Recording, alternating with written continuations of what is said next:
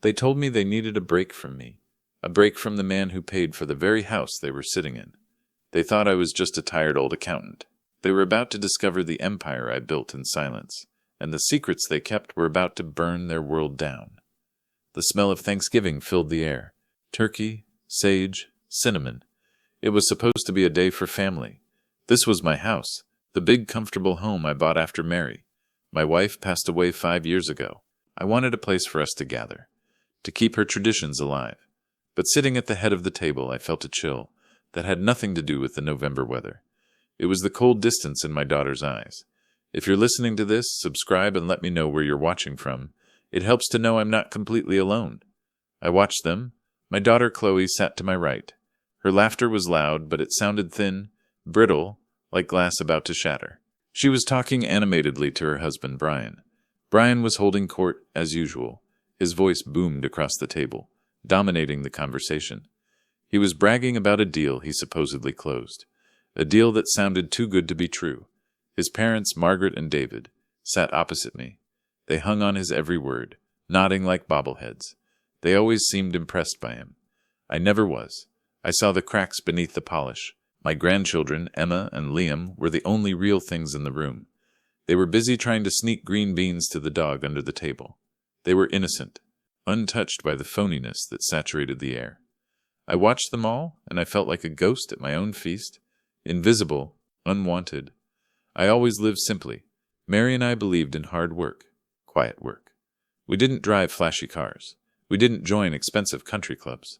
We saved. We invested. We built something substantial. Piece by piece, over 40 years. We built an empire in silence. To the world, I was just Arthur Reed, a retired accountant, a quiet man living off a comfortable pension. They didn't see the late nights, the risks, the complex deals that secured our future. I never wanted them to, especially not Chloe. I wanted her to value me as her father, not as a bank account. I wanted her to understand humility. Mary always said, "Arthur, wealth whispers. It doesn't shout." But Brian loved to shout, and Chloe loved the noise. Lately I felt less like a father and more like an inconvenience, an old piece of furniture they had to dust off for the holidays, an obligation they resented, and then Brian decided to drop the bomb. He'd been building up to it all evening. His excitement barely contained. "It is official," Brian announced suddenly. He thumped his wine glass on the table. The silverware jumped. "We finally booked it, the Grand Azure Resort." Chloe clapped her hands. Her eyes shone with an excitement I hadn't seen directed at me in years. It stung more than I cared to admit. My heart gave a strange little leap. The Grand Azure. I knew that name very well, better than anyone in the room. "Dad, the pictures online are unbelievable," Chloe gushed. 5 stars doesn't even cover it. It's ultra-luxury. The Caribbean. The Grand Azure, Margaret. Brian's mother sighed dreamily. "I saw it in a magazine. They say the sand is imported, and every suite has a private plunge pool." Brian leaned back. He puffed out his chest like a rooster surveying his domain. "Well, I wanted the best. It's been a tough year in the markets," he said, grossly exaggerating his mid-level management role. "I knew exactly what his salary was. It wasn't enough to afford the Grand Azure, not even close. We deserve to relax in absolute style," he continued. "We leave in 3 weeks, a full 10 days in the Ambassador Suite." The conversation swirled around me, a whirlwind of excitement I was not a part of. It felt like watching a play where I didn't have a role, a play I didn't even want to be in. But this was the first I was hearing of it. A family vacation, planned entirely without me. I cleared my throat. I tried to keep my voice steady, tried to ignore the stinging realization. "That sounds truly wonderful," I said. "A family vacation. The Caribbean is beautiful this time of year." I took a deep breath and asked the question that would change everything. "What time should I have my bags packed?" The table went dead silent. The sudden quiet was louder, more jarring than Brian's boasting. Emma and Liam looked up, sensing the shift in the atmosphere. The air in the room grew thin, heavy. Brian and Chloe exchanged a quick, loaded glance. It was a look I recognized. The "how do we handle the old man" look. Brian cleared his throat. His big, charismatic smile suddenly looked very strained, very fake. "Ah, Arthur," he began. He used that overly familiar tone that always grated on me. "About that. This trip? It was incredibly expensive." He paused. He rubbed the back of his neck. I knew that gesture.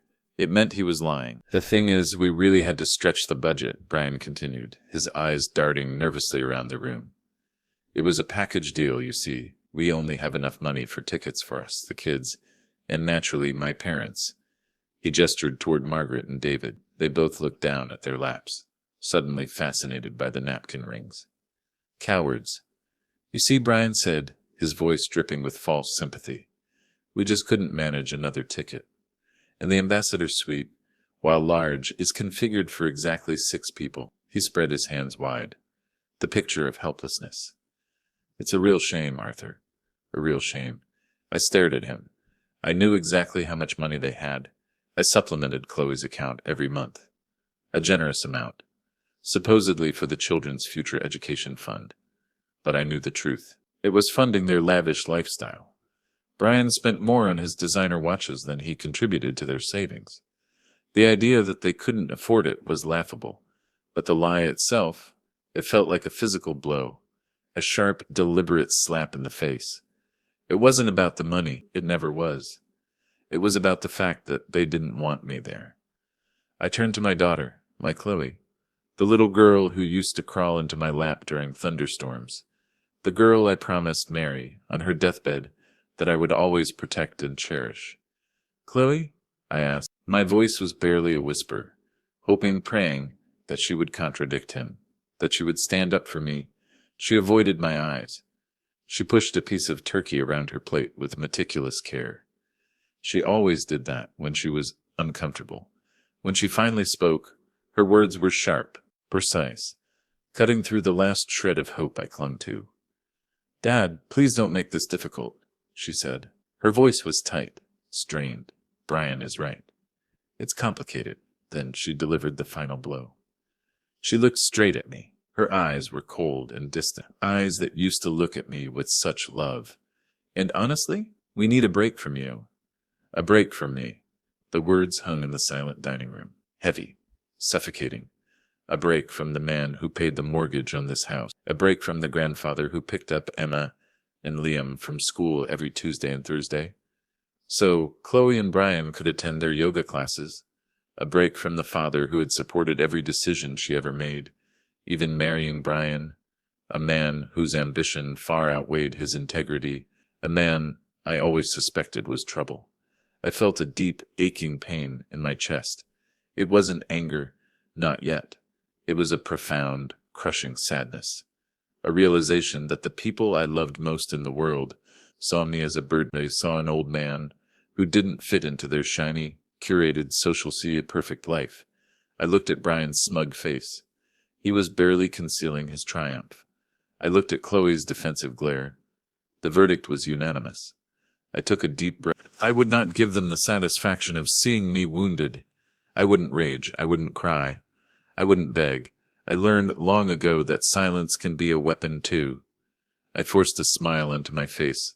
It felt brittle, like it might crack, but it held. Okay, I said softly. My voice was even. Enjoy your vacation. I pushed my chair back and stood up. Please excuse me. I'm feeling a bit tired. I walked out of the dining room. I left the half-eaten Thanksgiving dinner behind. I could feel their eyes on my back. I walked slowly up the stairs to my study. I closed the door softly behind me. The silence of the study enveloped me. I sat down at my large oak desk. I picked up the silver-framed photograph of Mary.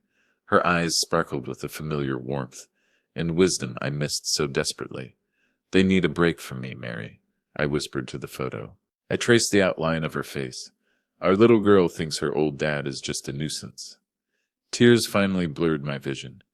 I had spent my life building a future for her, a legacy she didn't even know existed. The empire we built was vast, but we had kept it hidden. We wanted Chloe to grow up, grounded. And now I was excluded from the very life I had provided. I wiped my eyes. The hurt began to harden, transforming from sorrow into something else. Resolve, a cold, clear resolve I hadn't felt in years. I knew the Grand Azure Resort very well. I knew the imported sand, the private plunge pools. I knew the ambassador suite. I knew every detail of that place. Because I built it. It was the crown jewel of our portfolio, the realization of a dream Mary and I shared. But I wasn't just planning a reveal. Brian's lie about the budget felt deeper than just exclusion. His nervousness at the table, the way he rubbed his neck. Something was wrong. Terribly wrong. I picked up my phone. I dialed a number I knew by heart. "Hello, Arthur. Happy Thanksgiving." It was David Chen, my most trusted associate, the chief operating officer of my company, the man who ran the empire. "Hello, David," I said. My voice was steady now, regaining its familiar authority. "I need you to make some arrangements. I have some guests arriving at the Grand Azure in 3 weeks. A family. The name is Brian Thompson." "Understood, Arthur," David replied. "Always efficient. And David, ensure the owner's penthouse is prepared. I will be there." I paused, the suspicion gnawing at me. "And I need you to connect me with Sarah Jenkins. Immediately." David paused. "Sarah Jenkins, are you anticipating financial irregularities, Arthur?" "Sarah Jenkins, the best forensic accountant in the country. Expensive, but thorough, ruthless." "I anticipate a reckoning, David," I said, my voice cold, "and I need the numbers to back it up." The next 3 weeks were a slow, exquisite torture. Chloe and Brian treated me with a condescending kindness. It was worse than open hostility. They acted as if I were a fragile, senile old man who needed to be managed. Chloe popped into my study. Her cheerfulness was forced. It set my teeth on edge. "Dad, are you sure you'll be okay while we're gone?" she asked, holding a list of emergency numbers. "Mrs. Peterson next door promised to check on you every day." The implication that I needed a babysitter stung. "I'll be fine, Chloe," I said, not looking up from my newspaper. "I'm perfectly capable of taking care of myself." "Of course, Dad. It's just, we worry. The word tasted like ash. They didn't worry about me. They worried about the obligation I represent. While they prepared for paradise, I prepared for war. Sarah Jenkins worked quickly. Her first report arrived a week later.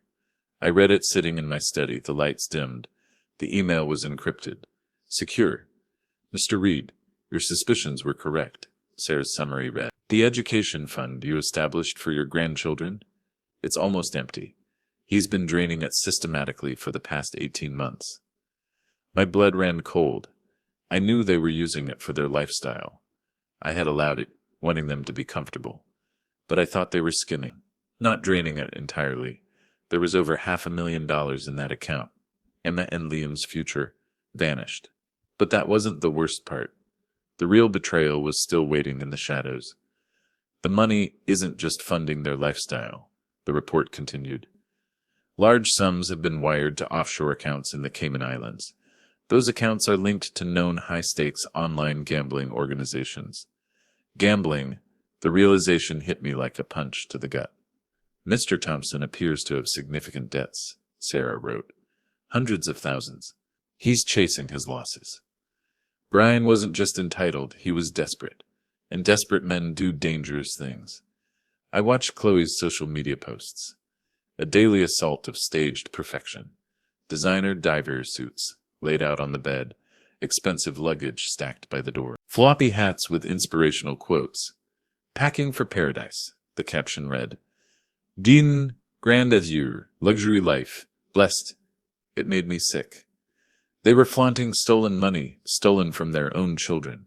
2 days later, my private phone rang, the one only David and Sarah had the number for.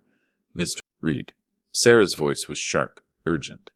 "We need to talk about his employer, Dalton Financial. Dalton Financial, a reputable firm run by Mark Dalton, a man I knew casually from the business community." "What did you find?" I asked, my stomach tightening. "He's embezzling, Mr. Reed," Sarah said, her voice flat. "He's been stealing client funds to cover his gambling losses. It's sophisticated. Moving money between dormant accounts, skimming interest, creating fake invoices. Embezzling. My grandchildren's father was a criminal, a thief. How bad is it?" My voice was hollow. "He's stolen over $2 million from Dalton Financial in the last year alone," Sarah said. "They haven't caught it yet, but an audit is coming up at the end of the quarter. He won't survive it. Brian's arrogance wasn't just a character flaw. It was a cover. He wasn't having a tough year in the markets. He was running from the law. And the vacation to the Grand Azure? It wasn't a luxury trip. It was an escape plan. The island had complicated extradition laws. He was planning to run with my daughter and my grandchildren. Thank you, Sarah. Send me the full report, I said, my voice cold, decisive. And prepare a separate package for Mark Dalton. Are you going to alert him? Sarah asked. Yes, but not yet, I said. I want him there, at the Grand Azure. I want him to see the extent of the betrayal. I hung up the phone. The weight of the truth was crushing. I had not only underestimated Brian's greed, I had underestimated his capacity for destruction. One afternoon, Brian came by to pick up the kids. He swaggered into the living room, but his usual bravado was gone, replaced by a jittery energy. His eyes darted around the room. He looked pale, sweaty. Still reading the paper, Arthur, he mocked, but his voice was tight, trembling slightly. The world moves pretty fast these days.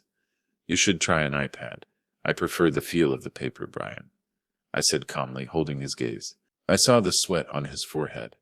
I saw the fear behind his eyes. Suit yourself, but you're missing out. Just like you're missing out on the Caribbean.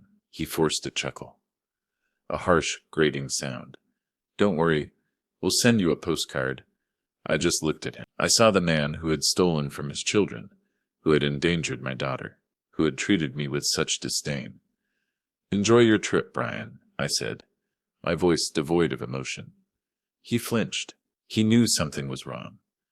The day before they left, I saw the final post, a photo of them clinking champagne glasses in the airport lounge. Brian looked terrified, despite his forced smile. The caption read, Grand Azure, here we come. Family vacation, luxury life. Work hard, play hard. The irony was thick and bitter. They were about to learn that actions have consequences. I spent the time finalizing the plans. I called David Chen. David, I need you to arrange a meeting with Mark Dalton, I said. He needs to be at the Grand Azure the day after the Thompson party arrives. Discreetly, consider it done, Arthur, David replied, and I need you to contact the local authorities on the island. I continued. Detective Redlis, head of the Financial Crimes Unit. Brief him on the situation. I want him on standby. The net is closing, David observed. It needs to, I said. This ends now. The morning they left, I watched from the window. The limousine, paid for with stolen money, pulled up to the curb. Brian was frantic, rushing the driver, complaining loudly about the luggage. Chloe looked stressed, snapping at the kids. It didn't look like a vacation. It looked like a getaway. They didn't even look back at the house. They didn't wave goodbye. It was as if I had already ceased to exist.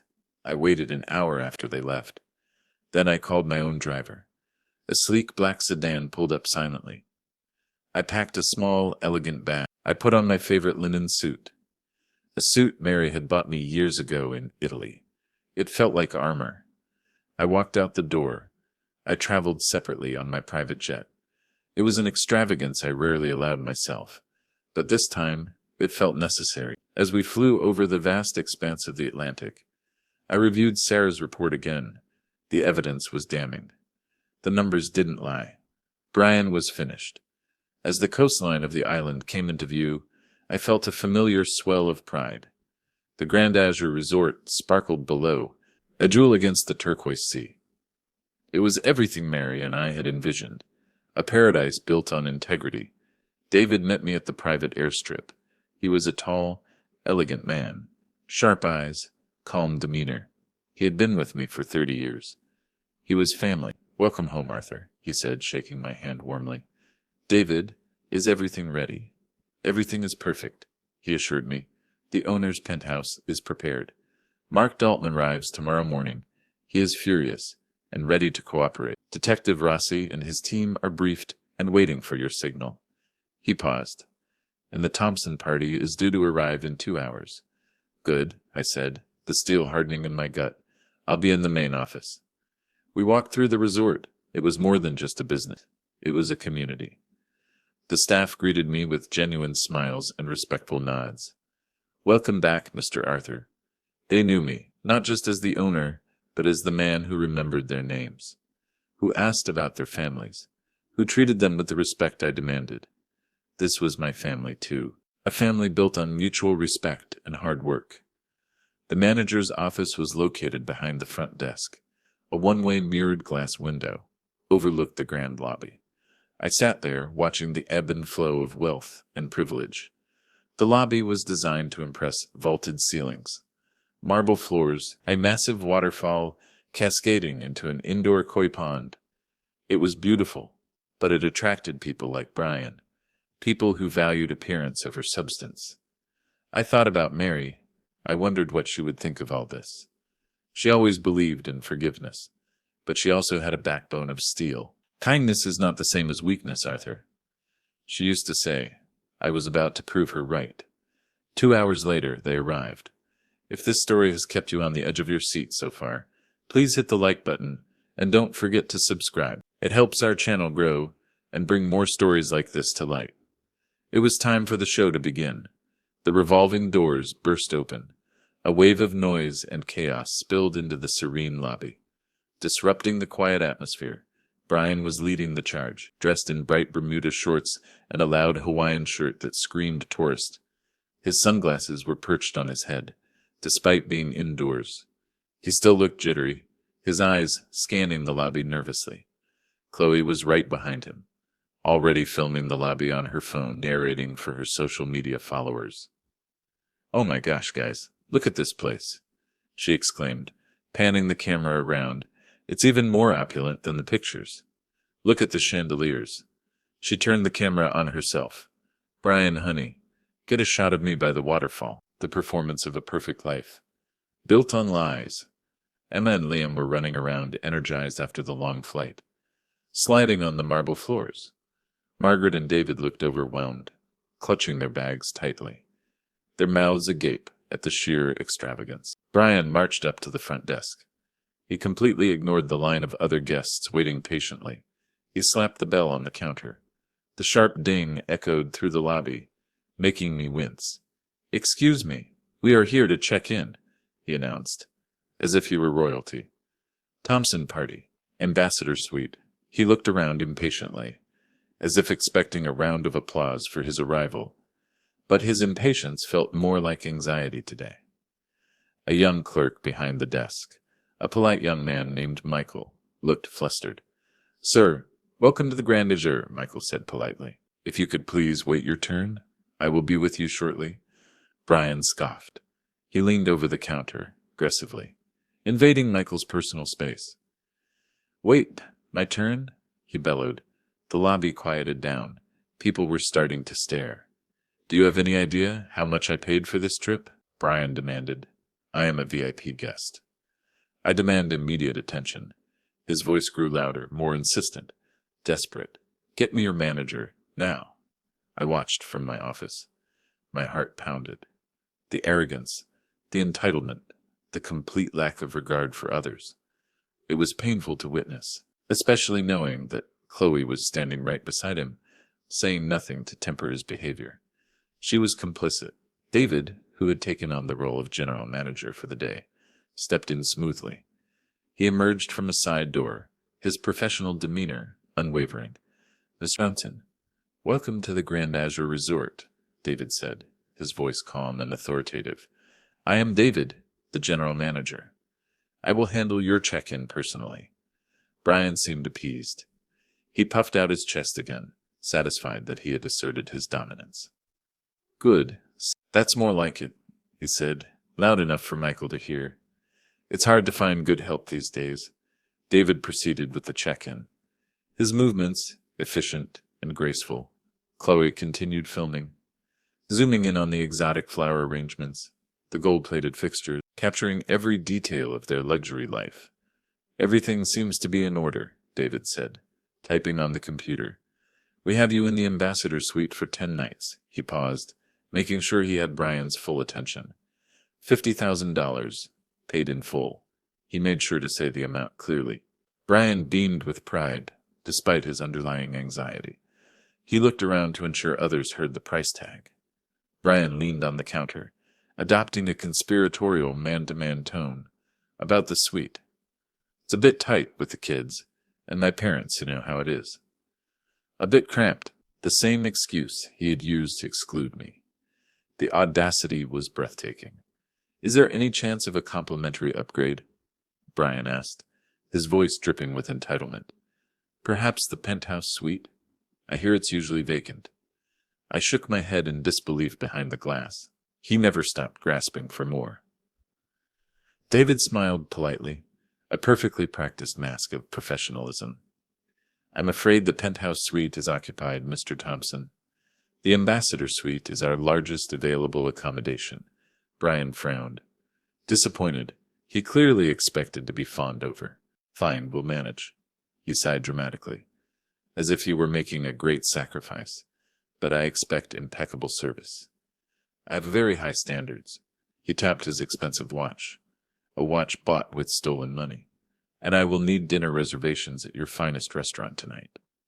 8 p.m. Ocean view table. Of course, sir, we strive to exceed expectations, David said, preparing the key cards. He placed them on the counter, but didn't hand them to Brian yet. One last thing, Mr. Thompson, David said, his voice clear and steady, capturing the attention of the entire lobby, which had fallen completely silent. The owner of the resort requested to personally welcome you and your family. Brian looked surprised, then immensely pleased. His ego inflated instantly. He saw this as the recognition he deserved. The owner? Well, of course, he beamed, straightening his ridiculous shirt. It's always good to meet the management. I might have some suggestions on how to improve things around here. He looked around the lobby, addressing the other guests as if they were his audience. Where is he? David turned and nodded toward the office door. It was time. I took a deep breath. I straightened my linen suit jacket, and I opened the door. I stepped out from behind the desk. I walked slowly toward the group. The lobby seemed to hold its breath. The noise died down completely. The only sound was the gentle rush of the magnificent waterfall. Brian's smile froze on his face. The color drained from his cheeks, leaving him pale and ghostly under his newly acquired airport tan. He stumbled back a step. Chloe gasped. She dropped her phone. It clattered loudly on the marble floor, the screen cracking. She didn't seem to notice. Margaret and David stared at me, as if they had seen a ghost. Emma and Liam stopped running and looked confused. Grandpa, Emma whispered. I stopped in front of them, my hands clasped behind my back. I looked at my daughter, my son-in-law, the family that needed a break from me. Hello, everyone, I said calmly. My voice resonated in the silent lobby. Welcome to the Grand Azure Resort. The silence stretched, thick and heavy with unspoken words, disbelief, and dawning horror. Brian was the first to recover. His face turned an angry, mottled shade of red. He sputtered, trying desperately to regain control of the situation. Acutely aware of the curious stares from the other guests and staff. Arthur? What are you doing here? He looked around nervously, his voice high-pitched, laced with panic. Did you follow us? Are you stalking us? He pointed a shaking finger at me. This is insane. The facade of the successful businessman crumbled instantly, revealing the insecure, entitled, desperate man underneath. Chloe stepped forward, her eyes wide with disbelief and profound embarrassment. She grabbed my arm, her grip tight, trying to pull me aside, away from the prying eyes of the lobby. Dad, what is this? She hissed, her voice trembling. This is humiliating. She looked around at the staring faces, her own face flushed with shame. Why would you follow us after we specifically asked for space? She whispered furiously. This is our vacation. You're ruining it. I stood firm, gently removing her hand from my arm. I looked at her, not with anger, but with a profound, soul-deep disappointment that hurt more than any outburst could. I didn't follow you, Chloe, I said, my voice quiet but firm. You were mistaken. I didn't follow you here. I paused, letting the words sink in. I didn't follow you here. I paused, letting the words sink in. And invited you here, Brian scoffed. He tried to laugh it off, but the sound was strained, desperate. Invited us? Arthur, don't be ridiculous. he said, trying to sound dismissive, but his eyes betrayed his fear. I booked this trip. I paid $50,000 for it. I have the receipts. I shook my head slowly. No, Brian, you didn't pay for it. I did. His face went slack. Use the money I gave Chloe, I continued, my voice cutting through the silence. The money intended for the children's education fund. I paused, letting the weight of the accusation settle. You didn't just use it, Brian. You drained the account. It's empty. The lobby gasped, collectively. Chloe stared at Brian, her hand flying to her mouth, her eyes wide with shock. You used my money to exclude me from a family vacation, I said. You see, Chloe, I said, turning to my daughter, my gaze steady. There's something you don't know, something your mother and I never told you, something I thought would protect you. I paused, looking around the opulent lobby, but instead it seems to have corrupted you. I nodded to David. He stepped forward and handed Chloe a leather-bound folder. She took it with trembling hands. This is my hotel, Chloe, I said softly. I own the Grand Azure. I built it. Chloe opened the folder. Inside were the incorporation papers, the deeds, the architectural blueprints bearing Mary's notes. She stared at the documents, her eyes scanning the lines of text, the official seals. My name, Arthur Reed, listed as the sole owner and chairman of the board. I don't understand, she whispered, her voice trembling, her world tilting on its axis. You own this? But you're an accountant. I was an accountant 40 years ago, I said. Then your mother and I started investing. We built a company, a very successful company. I gestured around the lobby, the waterfall, the marble floors, the chandeliers. This is just a small part of it. The truth hit them like a tidal wave. The realization crashed over them, washing away their arrogance, their entitlement, their carefully constructed lies. The wealth they craved, the status they pretended to have, the luxury life they flaunted. It all belonged to the man they had rejected, the man they saw as a burden. Brian went pale again. He realized the implications instantly. His lifestyle, his image, the house they lived in, the cars they drove, everything depended on me. Arthur, I had no idea, he stammered, his voice weak. He tried to force a smile, a pathetic attempt at damage control. This is amazing. You are full of surprises. Wow. The owner? I ignored him. My focus was on my daughter. I wanted you to love me for who I am, Chloe, I said, my voice thick with emotion, the pain finally breaking through my calm facade, not for what I own. I thought about Mary, about the life we built together. I lived simply because I wanted you to understand the value of hard work, of integrity, of respect, I continued. Your mother and I, we wanted you to be better than this. Tears welled up in Chloe's eyes. She looked at me, really looked at me, for the first time in years. She saw not the old man who hovered, but the father who had provided everything for her, who had loved her unconditionally, and whom she had betrayed so casually.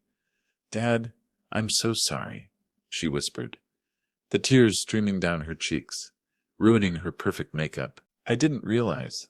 I was so selfish, so horrible. Brian, ever the opportunist, sensed the tide turning. He tried to intervene, but he made a crucial mistake. He tried to shift the blame. Chloe, sweetheart, don't apologize, he said, putting a protective arm around her, though it looked more like he was trying to shield himself. Your father was deceiving us. He was hiding his wealth. He was lying to us all these years. He turned to me, his eyes blazing with misplaced indignation. How could you do this to us? How could you let us believe we were struggling? How could you let us worry about money?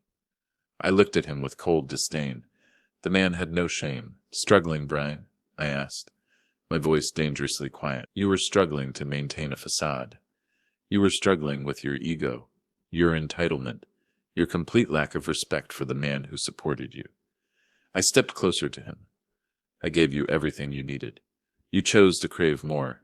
You chose to define your worth by the things you own. And you despised my simplicity, because it highlighted your own emptiness. I paused, letting the words hang in the air. But your greed went further than that, didn't it, Brian? Much further. Brian froze. His eyes widened in fear. He knew what was coming next. The color drained from his face completely. "The gambling debts," I said, my voice loud enough for the entire lobby to hear. "The offshore accounts, the money you stole." Chloe turned to Brian, her eyes wide with horror. "Brian stole gambling and the embezzlement from Dalton Financial," I continued, my voice ringing with authority. "Won to win $2 million, wasn't it? Stolen from your clients." Chloe gasped, staggering back. "Brian, what is he talking about?" "Embezzling? Tell me it's not true." Brian started sweating profusely. He looked around wildly, searching for an escape. "He's crazy, Chloe. He's making things up. I don't know what he's talking about. He's a bitter old man trying to ruin us." Just then, a tall, sharply dressed man stepped out from the concierge lounge near the entrance. Mark Dalton, Brian's boss. He had arrived early. He looked furious. "I know exactly what he's talking about, Brian," Mark Dalton said, his voice booming across the lobby. He held up a copy of Sarah Jenkins' report. The evidence. Brian looked like he was going to be sick. He turned to run, but it was too late. "Mr. Thompson," David said coldly, stepping into his path, "I suggest you cooperate. The authorities are already here." Two uniformed officers stepped into the lobby, accompanied by a man in a sharp suit. Detective Rossi. They had been waiting in the wings. "Brian Thompson?" Detective Rossi asked. Stepping forward, he held up a badge and a warrant. "We have a warrant for your arrest. Fraud and embezzlement. International jurisdiction applies here. You thought you could run, didn't you?" Brian made a desperate dash for the revolving doors. He didn't make it 2 steps. The officers restrained him easily. They forced his hands behind his back, the sound of the handcuffs clicking shut, echoing in the silent lobby. "You can't do this. I'm an American citizen." "I have rights," Brian shouted, struggling against the officers. "You committed crimes, Brian," Mark Dalton said, stepping closer, his face contorted with anger. "You betrayed my trust. You stole from my clients. You're finished. You set me up," Brian screamed at me, his face red with rage and fear. "You old fool, you ruined everything." Chloe was hysterical, screaming Brian's name. "No, stop. There must be some mistake." Margaret and David were sobbing loudly. Emma and Liam were crying, terrified, clinging to Chloe's legs. I watched as Brian was led away, still struggling, still shouting insults. The chaos he brought into my life was finally being removed. The poison was drained. The lobby was silent again, save for the sound of Chloe's sobbing. The other guests watched the spectacle, their faces a mixture of shock and pity. I turned back to Chloe. She was trembling, her face streaked with tears. The betrayal was complete. Not just my betrayal of her expectations, but Brian's betrayal of her trust, her future. "Dad, I didn't know," she whispered, her voice broken. "I swear I didn't know about the embezzlement, the gambling. I thought we were just successful." I looked at her. I wanted to believe her. But the years of entitlement, the coldness, the exclusion, the complicity. "Perhaps you didn't know the details, Chloe," I said, my voice tired. "But you knew you were spending money that wasn't yours. You knew you were living a lie, and you excluded me because I didn't fit the narrative of that lie." She lowered her head in shame. There was nothing left to say. The truth was ugly and unavoidable. "Your stay here is complimentary," I said, my voice devoid of emotion, "but you will not be staying in the ambassador suite." I turned to David. "David, please arrange for 2 standard garden view rooms for the family." Standard rooms. The smallest, simplest rooms in the resort, overlooking the service entrance. "Garden view?" Chloe whispered, horrified, the reality of her situation sinking in. Her luxury life was over. "Yes," I said. "I want you to have time to think, to reflect on what truly matters, without the distractions of ultra-luxury." I paused, letting the words hang in the air. "Enjoy the white sand and the blue water. Enjoy the vacation you needed so badly." I looked directly at Chloe. "Enjoy your break from me." I turned and walked away, leaving them standing in the silent lobby, surrounded by the wreckage of their arrogance and greed. David followed me, leaving the staff to handle the logistics of moving them to their new rooms. I didn't look back. I didn't go back to the office. I took the private elevator up to the owner's penthouse, a secluded sanctuary on the top floor of the resort. I walked out onto the expansive balcony, overlooking the vast expanse of the ocean. The sun was setting, painting the sky in brilliant hues of orange, purple, and pink. It was breathtakingly beautiful, but it felt hollow. I had achieved the reveal. I had exposed the truth. I had taken back my power, my dignity, but I had fractured my family, perhaps irreparably. The victory was bittersweet. The triumph was tinged with a profound tragedy. I had won the battle, but the cost was staggering. I stood there for a long time, the warm sea breeze whispering around me. I thought about the decades of hard work, the sacrifices Mary and I had made. We had built an empire, but we had failed to teach our daughter the things that truly mattered. We had protected her from the struggle, and in doing so, we had made her weak, entitled, susceptible to the shallow charms of a man like Brian. It was my failure, too. A few hours later, David joined me on the balcony. He carried a tray with coffee and a light meal. He didn't say anything, just placed the tray on the table and stood beside me, watching the moon rise over the water. Did they settle into their rooms? I asked finally. My voice tired. Yes, David replied softly. They were very quiet. Margaret and David are in shock. Chloe hasn't stopped crying, and Brian is in custody, David said. Mark Dalton is handling the legal proceedings with Detective Rossi. He will be extradited back to the States to face charges. The evidence is overwhelming. I nodded slowly. Justice was being served. But it brought me no joy. I sipped the coffee. It was bitter, just like my feelings. What will you do now, Arthur? David asked, his concern genuine. About Chloe? The house? I sighed, running a hand through my hair. The allowance stops immediately. Effective tonight, David nodded, unsurprised. The education fund will be replenished, I continued, and transferred into a trust managed by you, accessible only for tuition. Emma and Liam will not suffer for their parents' crimes. And the house? David asked gently. I looked at the glittering lights of the resort below. The house where I had hoped to continue Mary's traditions. The house where I was told I was no longer welcome. They have 3 months to vacate, I said, the decision solidifying in my mind. Chloe needs to face the consequences. She needs to learn to stand on her own feet. It's time she grew up. It will be difficult for her, David noted, especially now with Brian facing prison time. Difficulty builds character, David, I said, looking out at the endless ocean. Something I shielded Chloe from for too long. The legacy I wanted to leave behind was not the hotel, the money, the empire. It was integrity. It was respect. It was the true meaning of family. I had failed to teach Chloe that, and now the lesson would be painful. For all of us. Later that evening, I heard a faint, hesitant knock on my door. I opened it, expecting David. It was Emma. My granddaughter. She was standing there in her pajamas, clutching her worn teddy bear, her eyes red and puffy from crying. She looked so small, so innocent. Grandpa, she whispered, her voice trembling. I knelt down, my heart breaking at the sight of her distress. The consequences of my actions were already rippling outwards. Touching the innocent. What is it, sweetheart? I asked, my voice gentle.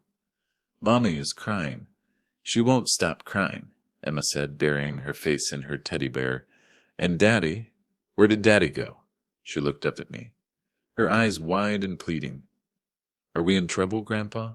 Did we do something wrong? Are you mad at us? I hugged her tightly, the scent of her hair, the warmth of her small body, grounding me. She and Liam didn't deserve to be caught in the crossfire of adult failures. No, sweetheart, you are not in trouble, I said, smoothing her hair, my voice thick with emotion. Grandpa loves you very much. I tried to explain it in a way a child could understand. Mommy and Daddy are just learning something important, I said softly. And sometimes learning hurts. I picked her up and carried her out to the balcony. We sat on the large sofa, looking at the stars. Did you know Grandma Mary loved the stars? I whispered. Emma nodded, snuggling closer, her small hand resting on my chest. I looked at the vast, starry sky, the same sky Mary and I had dreamed under all those years ago. When we had nothing but ambition and love, I had built a paradise, but I was standing in it alone. And as I held my granddaughter in my arms, I realized the profound, painful truth. Wealth means nothing if you sacrifice the respect of those you built it for. The lesson had been delivered. The price had been paid by all of us. And now, the long, difficult work of rebuilding, of finding true value amidst the ruins, had just begun.